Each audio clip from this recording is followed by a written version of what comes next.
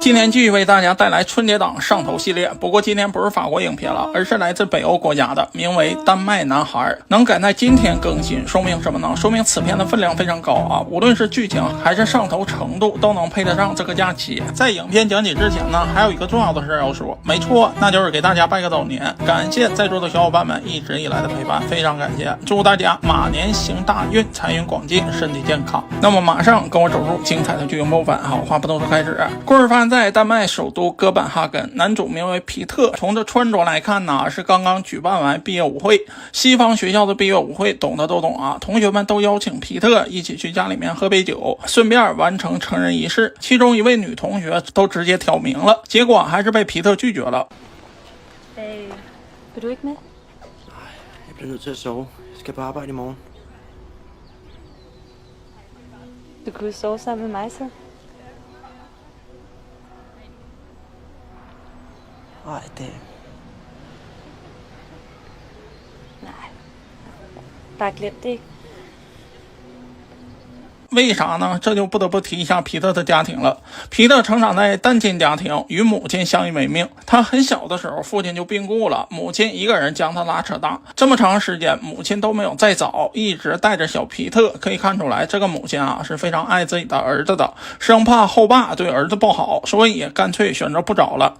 可随着时间的推移，母爱还是那份母爱，从来都没有变。但皮特的思想发生了改变，现在的皮特已经步入了青春期，可以看出来。皮特已经完全成年了，可母亲仍旧毫无忌惮地出没他的房间，这就让皮特非常的不自在。他总是吵吵要单独出去租个房子。儿子的这个想法啊，作为过来人，母亲怎么可能不知道呢？他就是想找个女朋友，然后与他单独在房子里面释放青春的活力。但母亲就是不同意，总是用经济条件来卡皮特，弄得皮特也是非常的反感。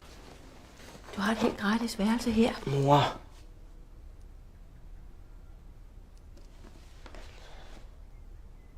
至于母亲的想法嘛，无非也就是可怜天下父母心，他不想让儿子过于放肆，找个不三不四的女人，或者是被骗。可皮特呢是青春期的孩子，母亲越是限制，皮特的逆反心理就越强。至于为什么影片刚开始皮特没有跟女同学确立关系呢？很大一部分原因就是出于母亲的看管，不同于皮特在外面租房子。既然不能与心仪的女孩子单独相处，也索性他就拒绝了。那怎么样才能顺利的弄到钱呢？自然是找工作了。在一天，皮特突然告诉母亲自己找到了工作。母亲听完以后啊，并没有高兴，因为啥呢？原来这个皮特是高中毕业，外国的大学制度啊与国内有些差别，可以半工半读。其实在国内某些不入流的大学也可以半工半读，混个学历嘛。母亲就是这个意思，希望皮特能找个兼职，然后混个学历，以后好找工作。可皮特呀并没有听进去，他的想法就是一门心思的赚钱，然后租房子，最后找对象。母亲听完呢，虽然有点不高兴，但也没有反对。就这样，皮特开启了毕业后的第一份工作，竟然是小区的保安。这小区也不太大，保安一共就2个人，一个是40多岁的中年大叔，名为约翰，是个酒蒙子，因酗酒的恶习始终都找不到工作，所以才在这个小区当了保安。看到年轻的皮特来，可给约翰高兴坏了。为什么呢？原因很简单，因为皮特年轻，非常好摆弄。也可以说，自从皮特来到以后，约翰就经常迟到早退。也正是这样，造就了一段孽缘。一天，约翰表示我下午出去一趟，实际上是去喝大酒了，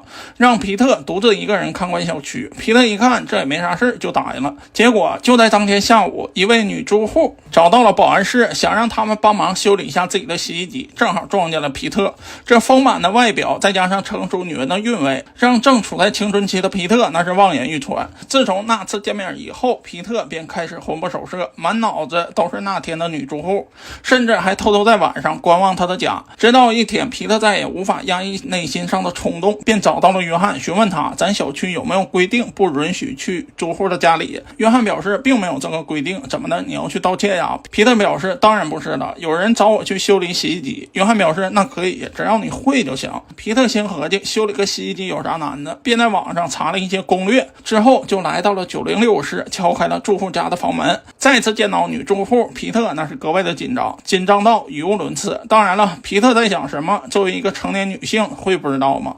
当然不是了。也可以说那天在保安室看到皮特以后，女住户也产生了想法。这里有个细节啊，当初说了是让皮特去修理洗衣机，结果这次来了却让他修理的是马桶，这说明什么呢？说明修理也只是个借口，目的就是想让皮特去他家。而且在修理的过程中啊，女住户特意在卫生间洗了个澡，让皮特更加难以忍受。但是出于过度紧张，或者是可以说是胆子太小，皮特并没有过分的举动，两人也没有发生什么，就分开了。在这之后，皮特一直在做心理建设，考虑到底要不要再往下发展一步。这时候啊，保安大哥送上了神助攻。之前就说了，这个保安是40来岁的大叔，并且还没结婚，这样的一个人呢，从认知上就有很大的缺陷。听说女住户看上了小皮特，立即开始起哄起来，表示可以啊，小伙子还是得年轻啊，我这老么卡死眼的没人看得上，赶紧享受自己的青春吧。原来这个女住户是新搬来的，名为安娜，大叔已经注意她很久了，没想到被你这个小子得逞了。就这样，皮特再次敲开了906号室的房间。这次啊，皮特没有再拘谨，该发生的那一样也没落下。从那天开始啊，算是打开了皮特的任督二脉，没事就去找安娜，安娜也是乐在其中。不过儿子的异常举动还是被母亲注意到了，母亲发现儿子最近喜欢打扮上了，肯定是接触了异性。不过母亲啊，并没有马上询问，而是间接的询问了儿子几个问题。先是问皮特是不是处对象了，皮特没有否认，随即问道是学校里的女孩子吗？皮特表示不是女孩子。此话一出啊，母亲的脑瓜子那是嗡了一下，表示咱可别玩法国人那一套啊，这里同性恋是不合法的。皮特马上表示放心吧，不是男人，这才让母亲松了一口气。但母亲做梦也不会想到儿子的初恋会是一个中年妇女。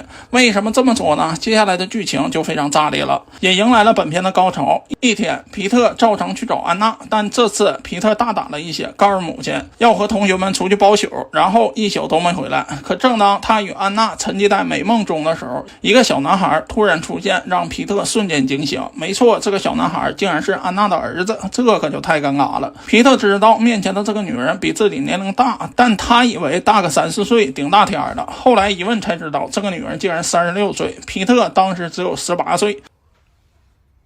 18 år. Mor 36, det er meget mere. Så meget mere er det altså heller ikke, skat. Man er voksen, når man er 18 år. Det er man også, når man er 36. Og 41 og 32 og 36. 这瞬间让皮特不知所措，没咋地，自己先当爹了。可紧接着戏剧的一幕来了，安娜突然决定与皮特分手，结束这段关系。皮特听完那是相当懵了，也相当伤心，毕竟自己才刚刚恋爱，他可不想这么轻易就失去自己的爱情。可从安娜的角度来看呢，这明显就是老奸巨猾了。这时候提分手，目的很明确，就是一个简单的考验。既然你知道我有孩子了，那想跟我在一起就必须接受这个孩子，要不然就不能在一起。正处在上头阶段的皮特，那别说他了，就换作是另一个男人，也会毫不犹豫的接受这个孩子。至于是不是暂时性的，就说不准了。但让安娜没想到的是，这皮特啊，没按常理出牌，竟然把这件事告诉了自己的妈妈。很简单，他还是个孩子，失恋给皮特带来的打击非常大，以至于他躲在房间里面哭。母亲怎么可能看不出来的，便询问皮特对方到底是谁。这时候皮特才说了实话，表示是住在隔壁楼的，名为安娜。母亲先是愣了一下，随后询问哪个安娜，就是那个离婚带孩子那个吗？皮特点了点头。看到儿子这个表情，母亲瞬间情绪失控，这都是哪跟哪啊？他再大一点都能当你母亲了。可直到现在，皮特仍旧执迷不悟，表示这是自己的自由，他想喜欢谁就喜欢谁。面对自己辛辛苦苦养的好大儿，母亲那是一句话也说不出来，内心充满了失望。而另一边的安娜还在继续着自己的计划。一天，她主动找到了皮特，表示自己要出去办点事儿，希望他能照顾一下孩子。说明什么呢？说明就是希望皮特能接受自己的孩子。经过这一拉一扯啊，皮特那是相当珍惜这次和好的机会了，立即就答应了安娜，而且对待他的孩子那是百般呵护，真把他当成是自己的儿子了。当然了，作为奖励，安娜也再次投怀送抱。也可以说，安娜太懂得怎样去拉近彼此之间的距离了，无非也就是分分合合。但安娜貌似忽略了一件事，没错，那就是皮特的母亲同样也是独自将孩子拉扯大的母亲，也可以说她对儿子的期望值比任何事儿都要高。这样的一个女人怎么可能眼看着儿子掉入深坑呢？也就此两个女人的战斗啊，从这一刻打响了。儿子现在已经陷得太深，硬来的话可能适得其反。也就此，母亲来一招温水煮青蛙，不如直接与这个安娜过招，看她有几分能耐。母亲表示，既然你喜欢她的话，不如我们几个见个面吧，好谈一谈下一步怎么走。如果合适的话，我同意你跟她相处。皮特一听，那真是相当高兴了，以为母亲会同意这段恋情，很快就安排一起吃了晚饭。在晚饭的过程中啊，两个女人的对话那可谓是针尖对麦芒。母亲先是询问安娜是干嘛的，安娜表示自己现在没工作，不过凭她的阅历啊，找一份工作不是什么难事。母亲表示，那可能以后的生活会很困难呢，因为不久后啊，皮特还要去读大学呢。言外之意就是暗示他以后可能要养活2个孩子，这可不容易啊。听到这儿，安娜突然把皮特叫到了厨房，质问他是不是真的要去大学。皮特表示，去大学怎么了？弄个学历以后好找工作呀。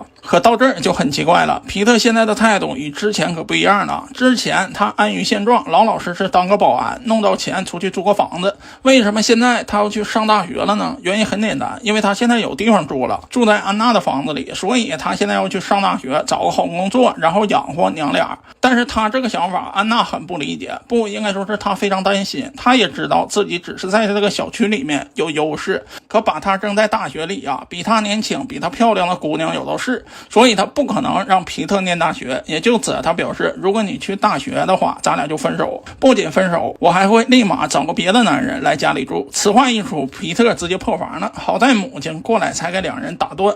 不过看到两个人闹情绪啊，母亲有一些沾沾自喜，说明什么呢？说明他的计谋奏效了。让儿子增加社交，无疑是让他与老女人分开的最好的办法。漂亮的女孩子不有都是吗？不过马上安娜的反击就来了，她告诉母亲，其实皮特不用努力，只要他跟我在一起，我愿意养他。皮特不是经常想搬出来住吗？就让他搬过来吧，我跟他一起住。随后询问皮特是否愿意，皮特毫不犹豫的就点了点头。看到儿子站在了对立面，母亲并没有过于激动，可以说母亲的城府是很深的。随后询问安娜今天喝的葡萄酒多少钱买的，安娜表示5块钱。母亲马上说道，怪不得我喝得非常难受呢，一直想吐。Undskyld, jeg har sådan en kvalme. Jeg tror lige, jeg bliver nødt til. 一看这架势，皮特马上过来打了圆场，给母亲支走了。直到现在啊，皮特终于看出来，今天让两个人见面是多么的愚蠢。在这之后，皮特想了很多，真的开始考虑跟这个中年妇女在一起到底是对还是错。可每一次皮特犹豫的时候，安娜总会用手段给他哄好，也可以说他一直在用这不正当的手段维持这段关系。直到有一天，皮特还是胆怯了，认为母亲说的对，自己应该找一个同龄大的女孩子。也就此，他决定与安娜分手。这次是皮特主动提出来的，之前安娜提分手啊，只是试探，为了更大的目的。现在皮特提出来，那可真就是分手了。得知这件事以后，安娜情绪那是完全失控，怒骂皮特就是个妈宝男，连爱情都要听从父母的。然而面对安娜的责骂，皮特是一句话也说不出来。可令他做梦也没想到的是，在半夜的时候，安娜竟然在小区里面大闹起来，撕心裂肺的呼喊皮特的名字。这换作是谁也挂不住面子啊。母亲表示，你赶紧下去，别让他在这丢人现眼了。皮特呢，经历过这事啊，慌慌张张的就下了楼，然后给安娜哄好了，并且跟他回了家。为了锁住皮特，安娜再次使用了自己的手段。第二天早上，皮特回到家以后，母亲没有去上班，而是失魂落魄的躺在了皮特的床上。很明显，他对自己的儿子失望透顶，因为他招惹了不该招惹的女人，害得这一家人在小区内丢人现眼。不过母亲还是没办法，既然你喜欢，我同意你跟他在一起，只要别再闹出事儿就行了。皮特见此那是非常高兴，殊不知这是母亲最后的杀手锏。母亲故意在自己的身上喷了很多香水，好让他沾到皮特的身上，目的就是想让安娜怀疑皮特在外面有了人。结果正如母亲想的那样，安娜真的怀疑了。然而令皮特万万没想到的是，他会因为这件事动了手。 Hvad er det, du lugter af? Det ved jeg ikke, hvad lugter af. Jeg vidste det. Hvad vidste du? Du ligger og knipper med en anden. Hvad fanden snakker du om? Du stinker af parfume, når du ligger og knipper med en anden. Hold nu kæft med det der. Jeg skal da ikke knippe med andre end dig. Nå, hvem er det så, der bruger sådan en billig parfume? Det er sgu da min mor for helvede. Nå, så ligger og knipper med din mor nu. 为什么皮特这次如此冲动呢？原因很简单，因为他是被母亲带大的，他是母亲生活的全部，当然了，母亲也是他生活的全部。关键时刻，皮特还是站在了母亲这一边。之后，他没有再对安娜留恋，而是把公寓的钥匙留了下来，彻底离开了这个女人。